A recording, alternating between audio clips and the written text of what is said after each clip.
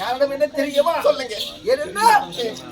இரண்டு மக்களை பெற்றெடுத்தோம், குழந்தைகளை. ஆனால் மணிபுரி நாட்டிலே மங்கையை கரைசி கொடுத்தோம். ஆனால் குழந்தை இல்லாமலே பெரும் குறையாக இருக்கலாம். யாரோ பேத்தியோ பிறக்கவில்லை. அந்த நாட்டை ஆள்வதற்கு ஒரு ஆணோ பெண்ணோ பிறக்கவில்லை. என்னை செய்வது என்பது புரியவில்லை. இருந்தாலும் இப்போதே இளையவள் கட்டி பருவம் நீங்கி மங்கை பருவம் அடைந்திருக்கலாம். ஜெயிலரசியை பார்க்க வேண்டும்.